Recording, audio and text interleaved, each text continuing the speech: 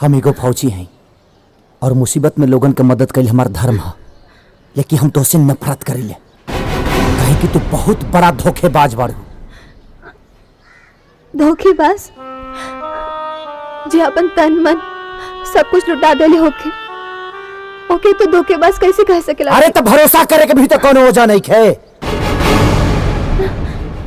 पूरा गांव समाज के नजर में गिर गनी सिर्फ तोरा खातिर, अपना पूरा परिवार के विरोध करनी सिर्फ तोरा खातिर। अरे यहाँ तक लेके अपने माई बाप के हर सपना के चकनाचूर कर देनी सिर्फ तोहरा खातिर। बाकी हम तो तोहरा खातिर अपन सब कुछ खो देनी। अब ना कोनो सपना बाचल बा ना परिवार। तोहर बहादुरी तो पाकिस्तानी आतंकवादी खातिर पहले ही से मुसीबत रहे, और जब हमार नजदीकी तोहरा से बढ़े तो दुश्मन मुल्क के रास ना आई। हम अपना अम्मी अब्बा के साथ तोरा परिवार से मिले आवत रहनी।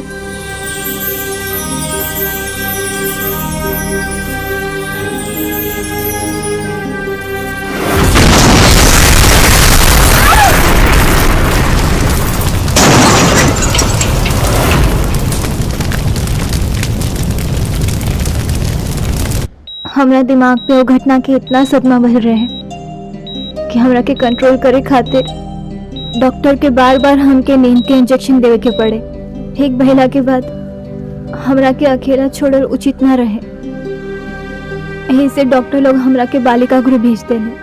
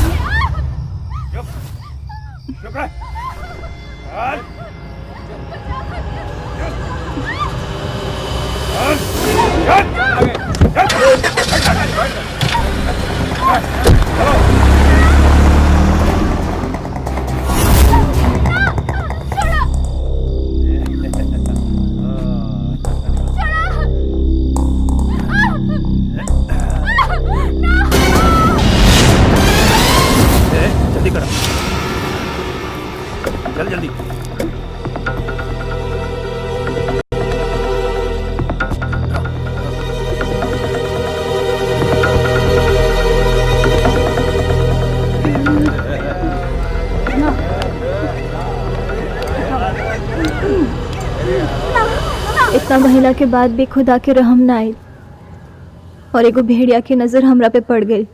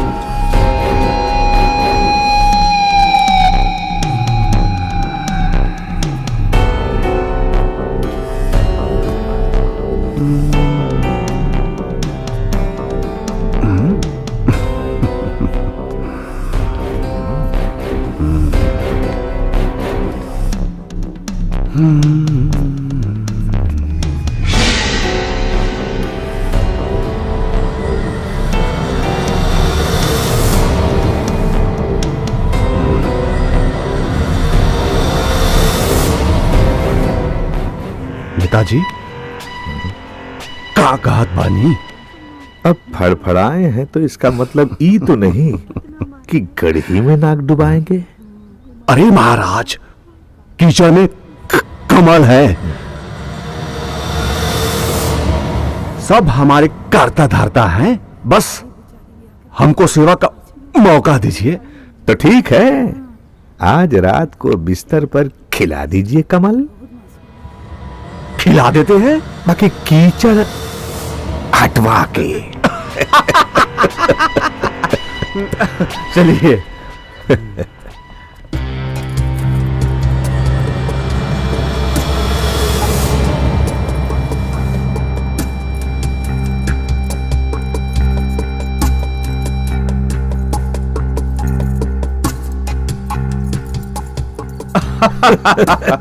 नेताजी रहुआ अपन दया दृष्टि बना के रखी।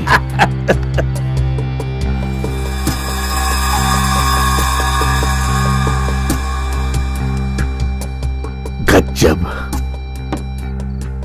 गज्जब। ए ठकुरवा, अब तक तो हम तुम्हारे बालिका गृह में बहुत हीरा देखा, लेकिन पहली बार कोई नूर देख रहा हूं। इसको हमरा खातिर रिजर्व कर दो। गज्जब। बहुत हिम्मत करके हम अपन आबरू बचावे खातिर उन नरक से भाग निकल ले। अगर तोरा के अभी हमारे बात झूठ लागता तो तू बेशक हमरा के ओकने के हवाले कर दो। बाकी हम तोरा के धोखा नहीं के देले वीर।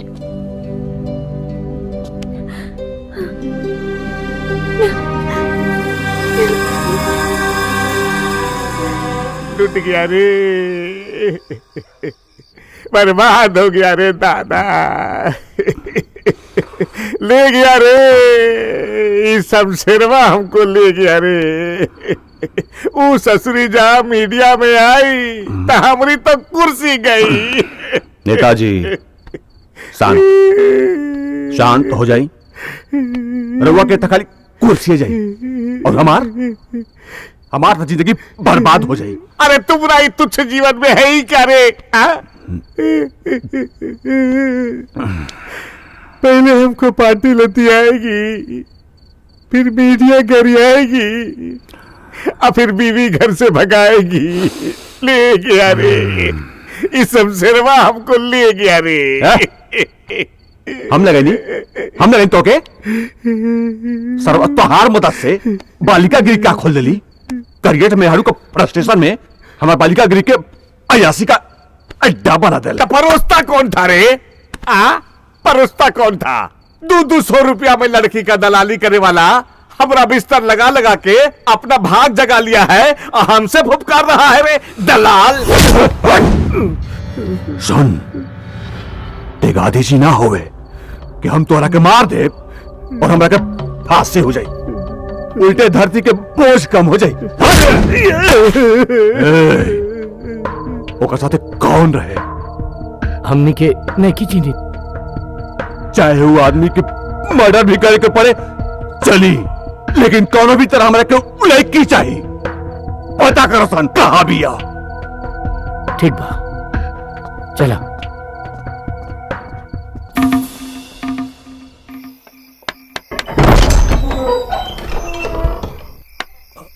कहाँ रहा अभी तक ले? चला आवा। और रविका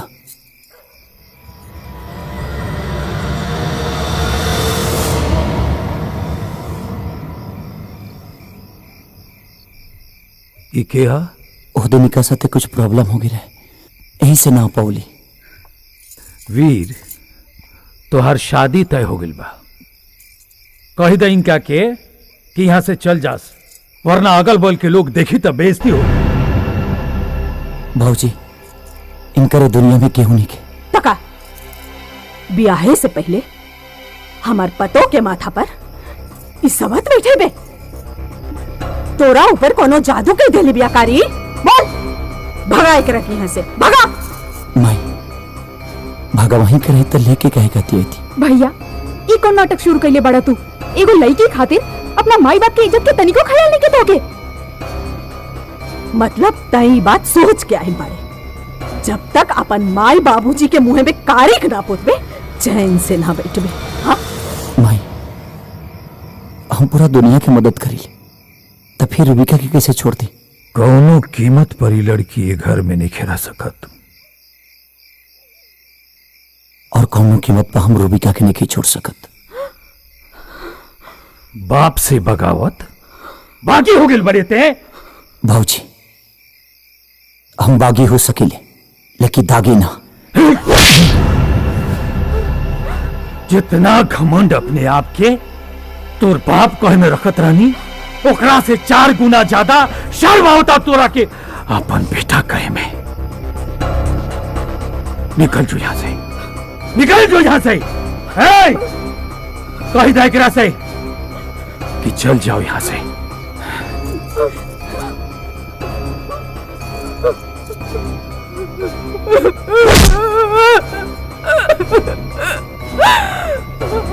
भगवान से जरूर बोलब, जरूर बोलब। जौन माई बाप के तोर जैसन औलाद हो, ओकरा मन में अरमान ना हो।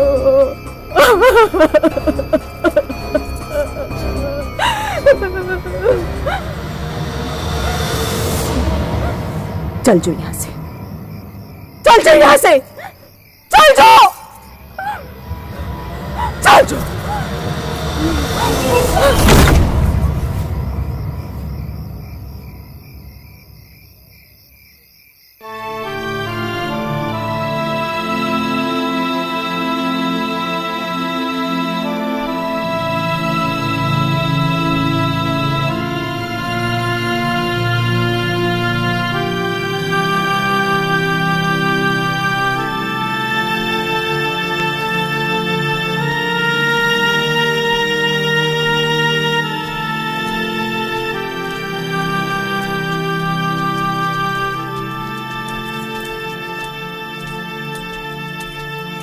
हमरा के माफ कर दे वीर।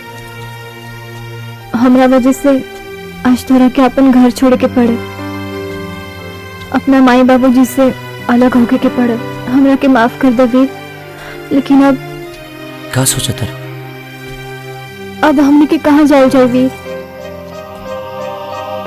इतना बड़ा दुनिया में कहीं ना कहीं ठिकाना तो मिल ही जाए, लेकिन सबसे पहले हमने के पुलिस स्टेशन चल जाए। हाँ? चलो।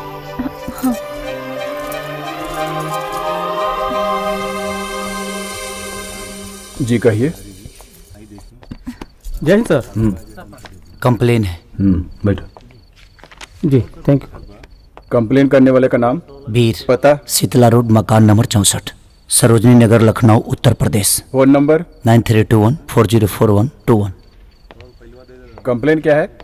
सरस्वती बालिका गृह में लड़कियों के साथ बहुत गलत हो रहा है।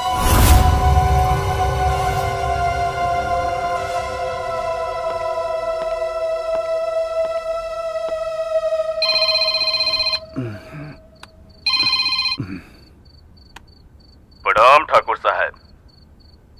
प्रणाम। आप तो ठाकुर साहब हमें भूल ही गए हैं। बकवास बंद कर, मतलब का बात कर। तो ठीक है, मतलब की बात सुनिए। एक लड़की आई है सरस्वती बालिका गृह के खिलाफ कंप्लेन लिखाने, और साथ में एक लड़का भी है। सुन सुन सुन सुन सुन।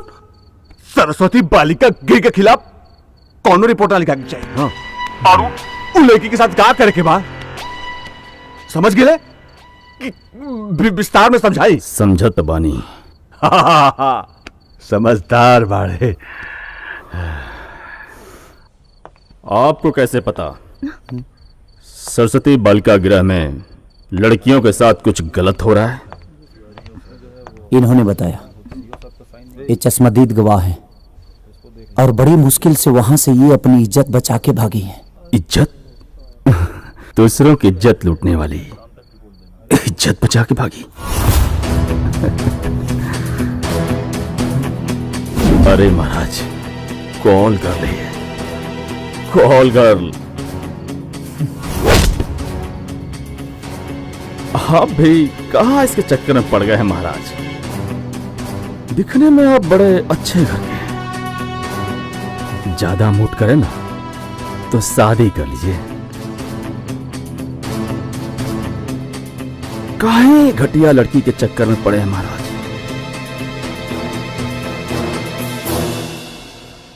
वो ठीक है सर, मैं आपको बोला था ना कि सरस्वती बालिका गृह में लड़कियों के साथ गलत हो रहा है। ये आपको याद है कि नहीं? नहीं, ऐसा कुछ नहीं हो रहा है वहां पे। आपसे बात करके कोई फायदा नहीं, अब मुझे ही देखना पड़ेगा। चलो रूबिका, यहां से चलते हैं।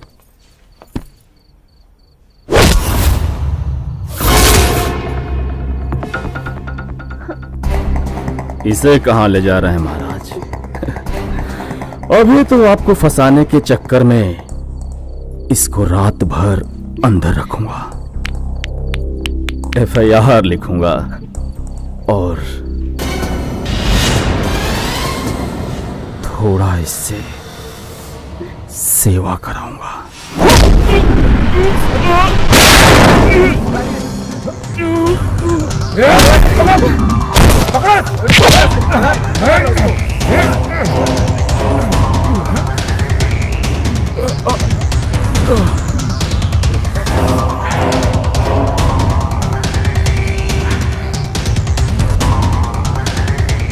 तो बालिका गृह से लड़की भगाया, ऊपर से पुलिस वाले पे हाथ उठाया।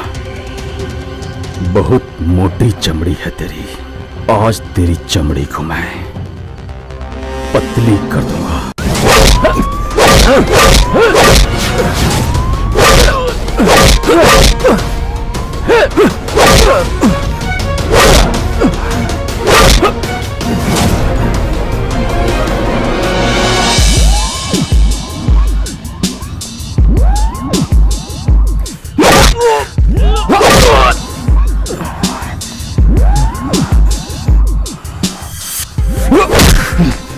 तू इंसान है या पत्थर, तुझ पे मार का कोई असर नहीं हो रहा है।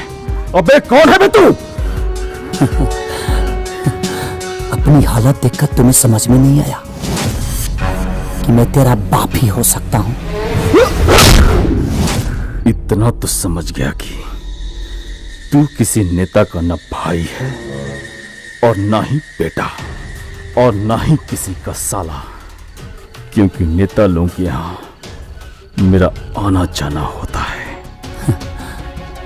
होगा है, क्योंकि सबके तलवे जो चढ़ते हो।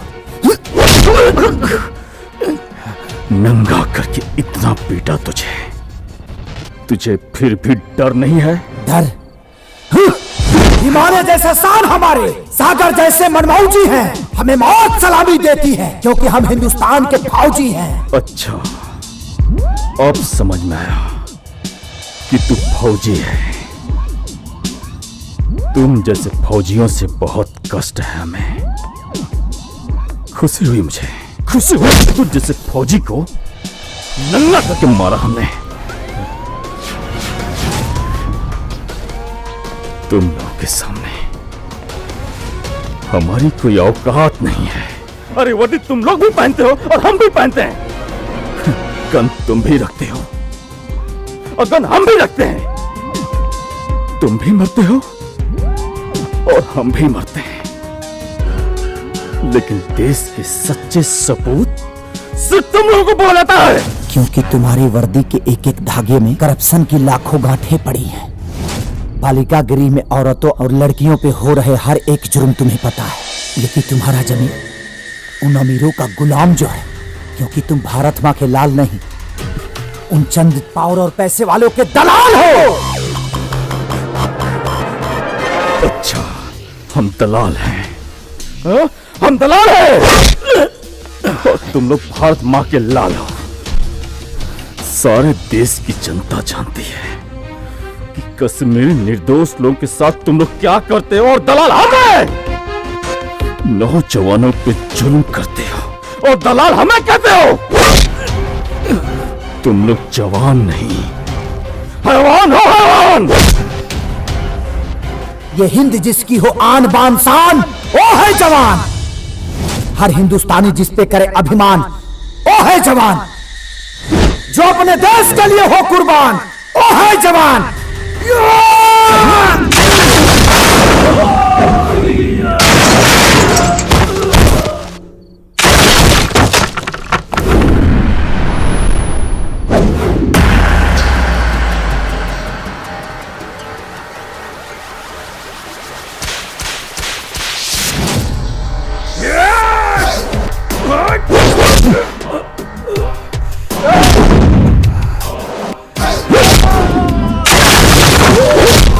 Yeah!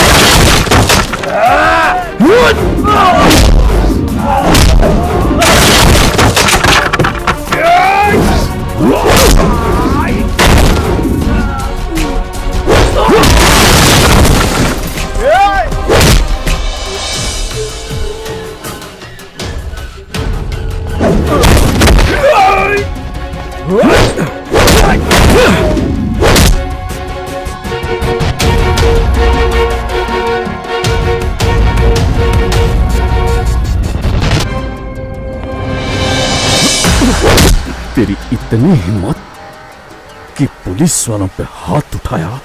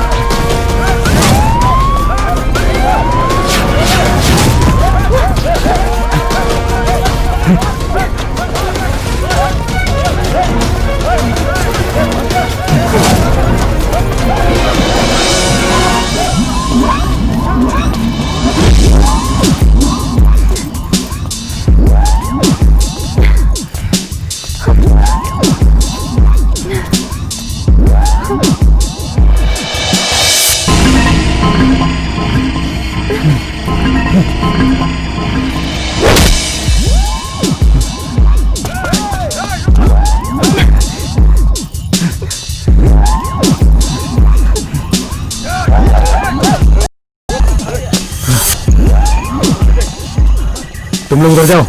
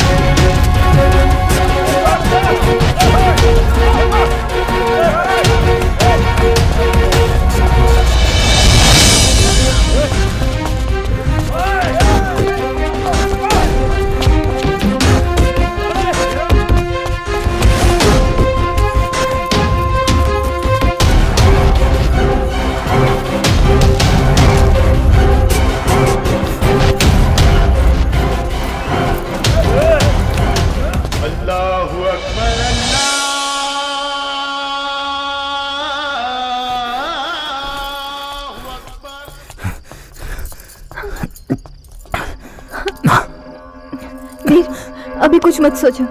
अभी हमने की पनाह चाहिए। लेकिन वीर प्लीज।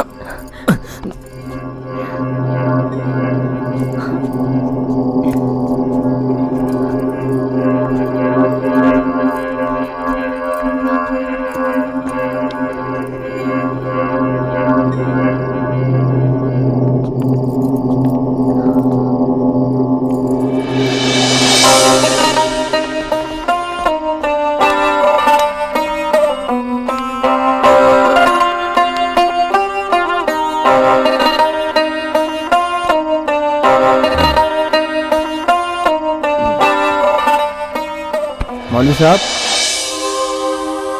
इधर किसी लड़के लड़की को भागते हुए देखे हैं का? अरे जनाब, मैं तो नमाज अदा कर रहा था, नहीं देखा। पर हाँ, मेरा दरवाजा खुला हुआ था, तो बेशक आप मुझसे ही तो पूछेंगे। अरे हुजूर, गलियों की खाक छानने से बेहतर है कहीं बस स्टॉप पर या रेलवे स्टेशन पर जाकर खोजिए। भागने वाला भला किसी के घर में क्यों छुपेगा? हाँ, वो तो शहर छोड़कर भागने की कोशिश करेगा ना। और यकीन ना हो तो छोटा सा ही तो घर है, आइए खुद देख लीजिए। सर, 18 नंबर बूथ से मैसेज आया है। वैसे ही एक लड़का और लड़की को स्टेशन की तरफ भागते हुए देखा गया। ठीक है मौलवी साहब, move move. Yes sir. Fast fast.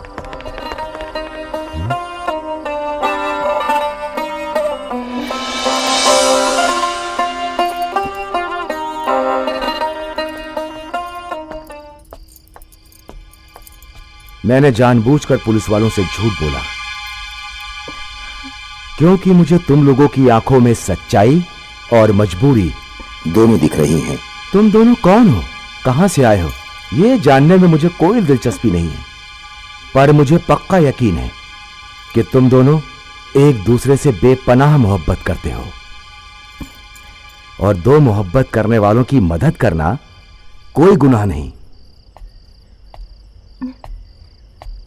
चाचा जान, चाचा जान, चाचा। आओ मुनव्वर, आओ। ये मुनव्वर है, मेरे बेटे जैसा है। मोबाइल रिपेयरिंग की दुकान चलाता है और मेरी खिदमत भी करता है। मेरे लिए खाना लाया है।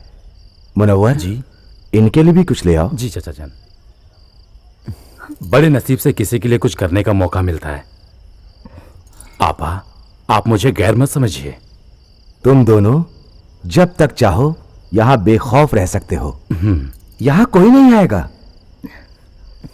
या मेरे खुदा, इन दोनों की मोहब्बत को सलामत रखना। आमीन।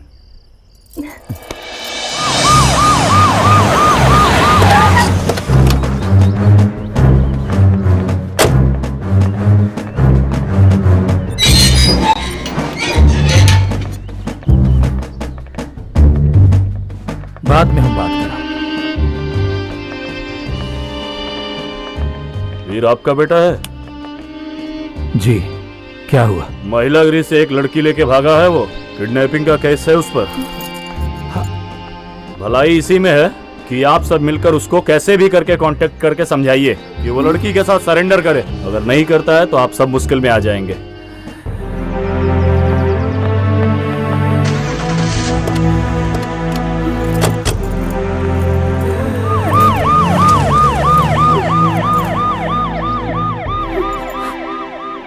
मर गई नहीं हम। अब कहा मुंह लेके हम गांव में जाए। फौज में अगर भर्ती बही रहा तो गर्व से हमार सिर ऊंचा हो गई रहे। एकरा बहादुरी के कारनामा सुन के 56 इंच के सीना हो जाओ हमार।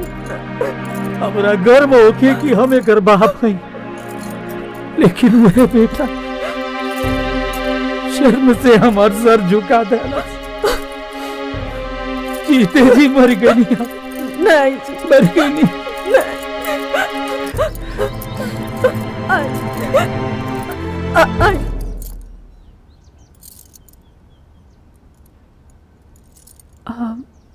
बाबूजी, वीर और उनके परिवार के खिलाफ आप लोग के मन में जौन भी गुस्सा बा ना, वो जायज बा, हम मानता नहीं। लेकिन बाबूजी, हमके बात के कोनो दुख नहीं खे, और आप भी तो कहे नहीं कि भगवान सबको जोड़ी ऊपर से ही बना के भेजेंगे।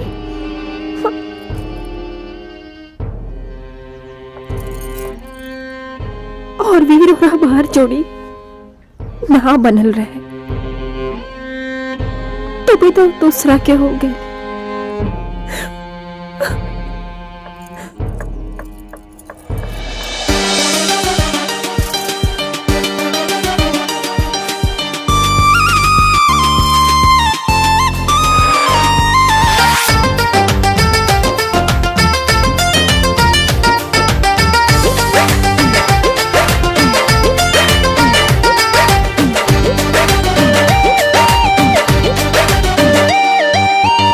अखिया लगेला तोहार लब के स्कूल है, अखिया लगेला तोहार लब के स्कूल है। चेहरा बुझाला,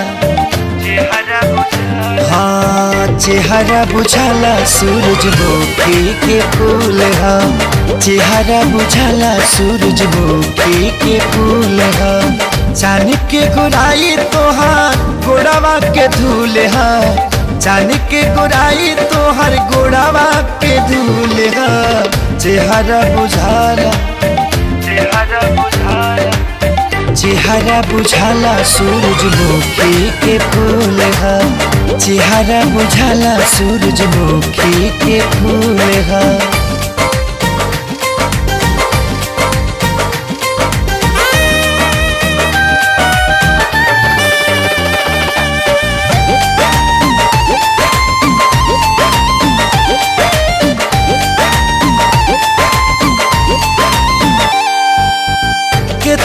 बखान करी कमे बाए रानी रूपवा के ऐसन बाटे पानी नेह के फुहार जब से पड़ल पाए जान हो तब वही से निखरल बानी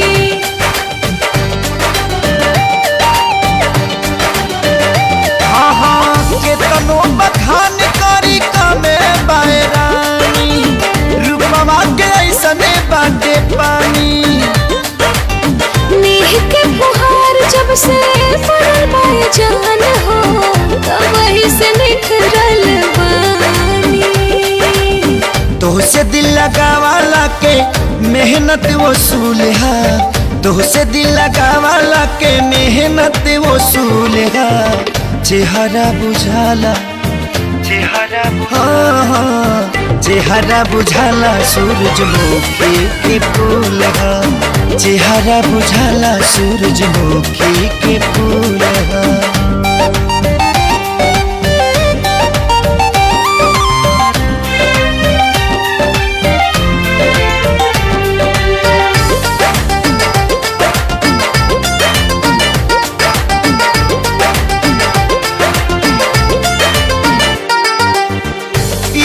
के जैसे तोहर गमा के बदन हो काठी से नहालू जाने मन हो तो से छुआ के हम तो भइल चंदन हो इह बाटे राजे सजन हो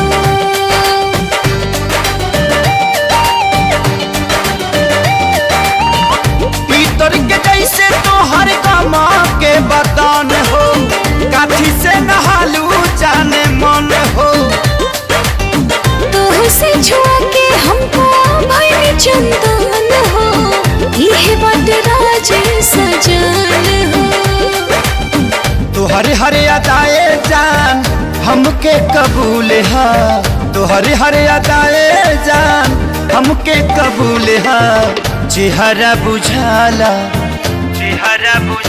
हाँ चेहरा बुझाला सूरजमुखी के फूल है चेहरा बुझाला सूरजमुखी के फूल है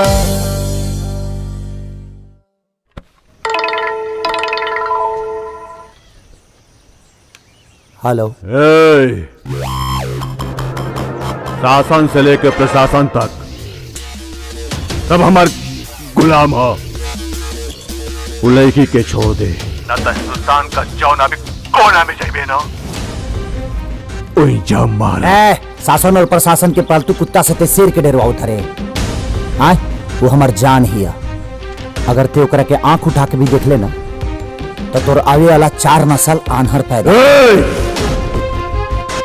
ते अभी हमरा के जानत नहीं है जान हथेली पे लेकर मौत से पंगा होता है मरने के बाद भी कफन तिरंगा होता है ये हमार पहचान है ते जहां भी बढ़े ना बचबे हम तो समझते हैं कि हमारा देश के प्रॉब्लम चीन से बा पाकिस्तान से बा लेकिन ना हमारा देश के सबसे बड़ा प्रॉब्लम तो राजस्थान गद्दार देशद्रोही और समाज विरोधी से बा बहुत बोलत पड़े सुन मैं वो फौजी हूँ जो देश के बाहर जाके दुश्मनों को ठोकता हूँ तू तो देश के अंदर है अब तेरे ऊपर मेरा सर्जिकल स्ट्राइक स्टार्ट हो चुका है मेरे कानों को बम के धमाके सुनने की आदत है तेरी गीदड़ भभकी नहीं रख फोन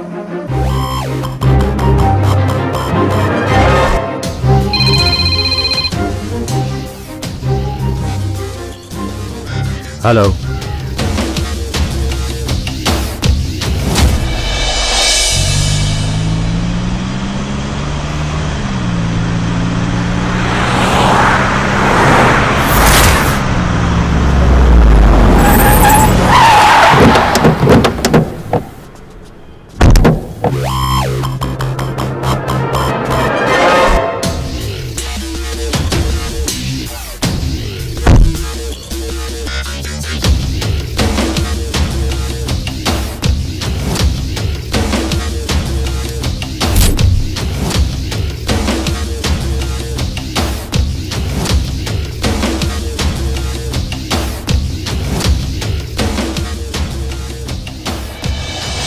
वहाँ बालिका गृह के नाम पर वैश्यालय चलाया जा रहा है।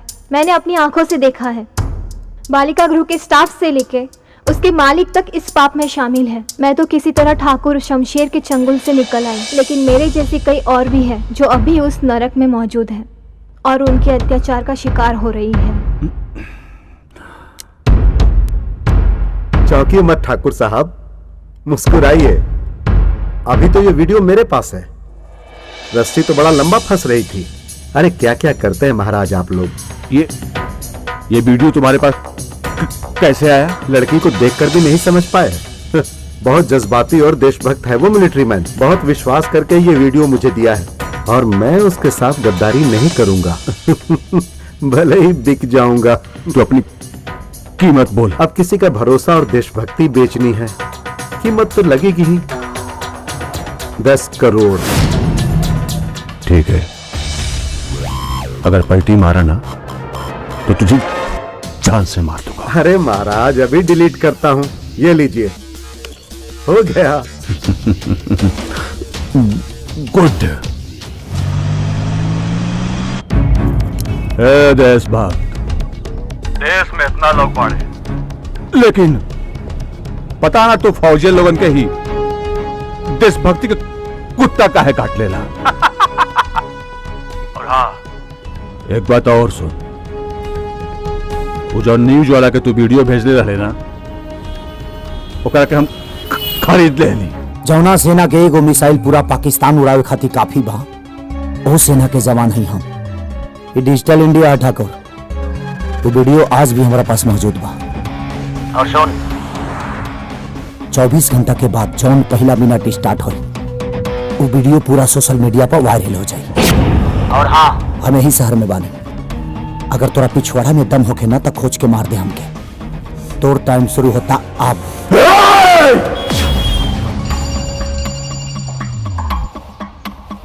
हेलो, ये इंटेलिजेंस की पक्की रिपोर्ट है कि तुम्हारे स्टेट में भारी मात्रा में विस्फोटक के साथ कुछ आतंकवादी एंटर कर चुके हैं। इनका बॉम्ब ब्लास्ट करने का प्लान चल रहा है। और इस ऑपरेशन को लीड कर रही है एक लड़की। सो बी केयरफुल।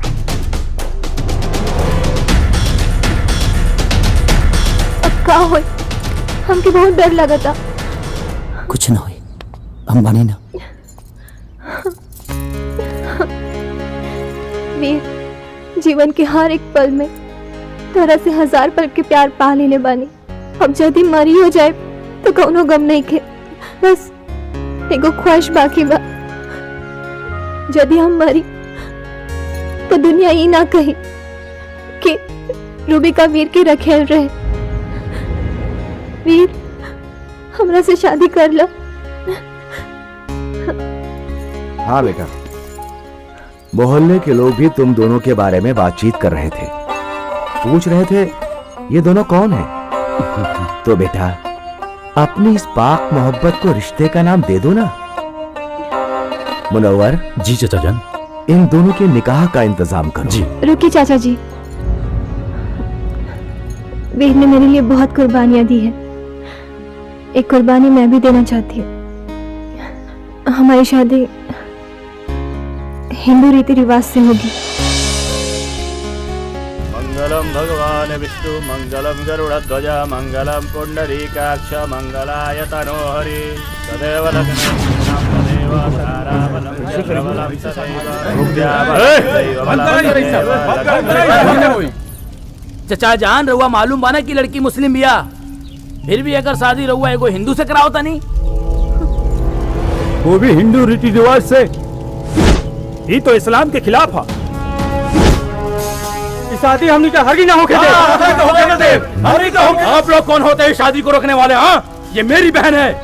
ये जिसके साथ खुश रहेगी वही उसका पति होगा। मेरी नजर में इंसानियत से बड़ा कोई धर्म नहीं। अगर किसी ने भी धर्म की आड़ में इंसानियत को रोनने की कोशिश की तो मैं उसे रोन दूंगा। पंडित जी, शादी का कार्यक्रम शुरू रखिए। नमो दिव्यै महादिव्यै शिवाय सत्यम नमः। नमः प्रकृति भद्याय निरताय प्रदान रुद्राय नमो नित्याय गौरे रात्रे नमो नमः।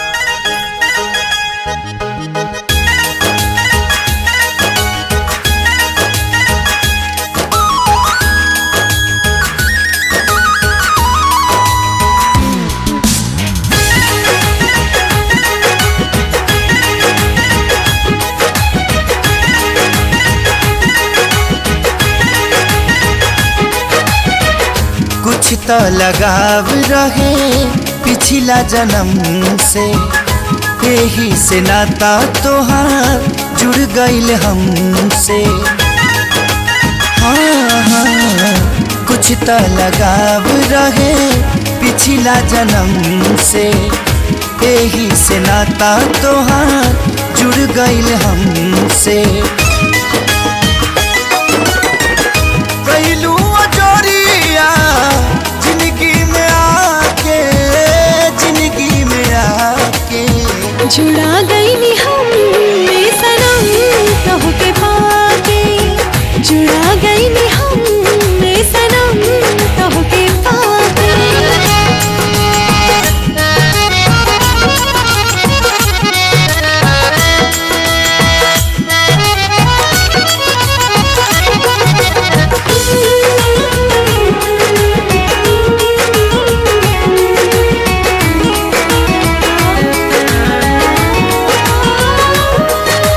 जब तक सांस में सांस रही तोहरे पर विश्वास रही, भले हम कहीं भी रही ए हमर जान हो, दिलवा तोहरे पास रही। सच कहतानी रानी कसम तोहर खाके, कसम तोहर खाके। जुड़ा गई नी हम सनम तोहके पाके, जुड़ा गई नी हम सनम तोहके पाके।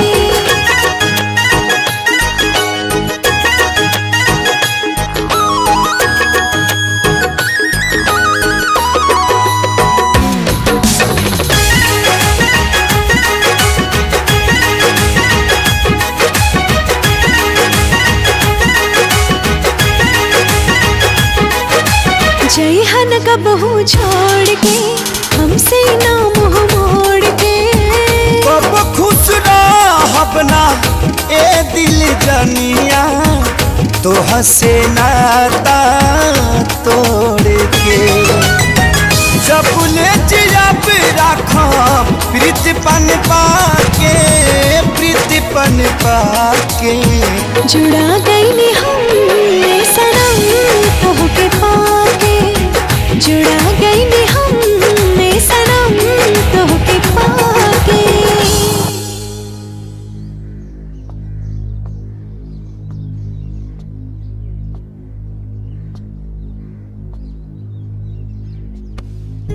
इतना गौर से फोटो के काहे देखा तारू?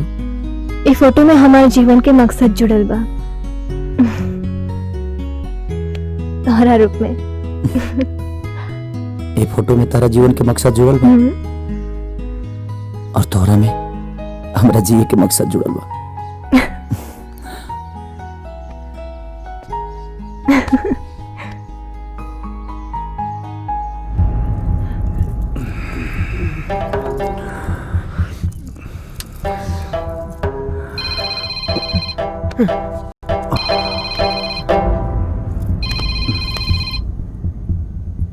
हेलो ठाकुर, अब तो टाइम खत्म।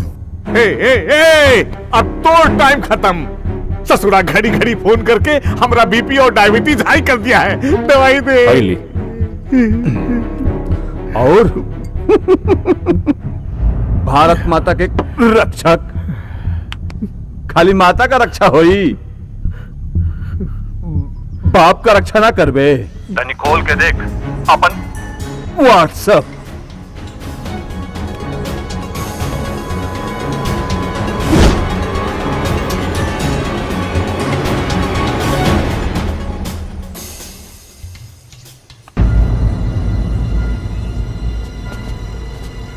भाऊजी फोन तो उठावा।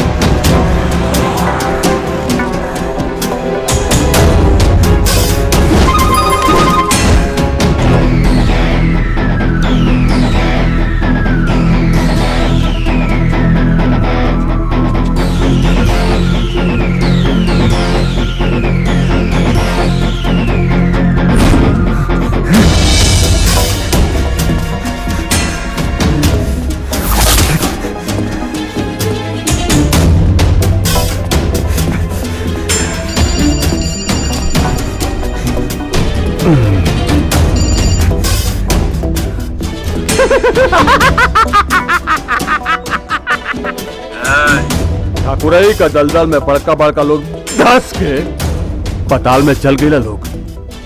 तोड़ का औकात रे, बचा ले अपन माई के, अपन बाप के और अपन बहन के।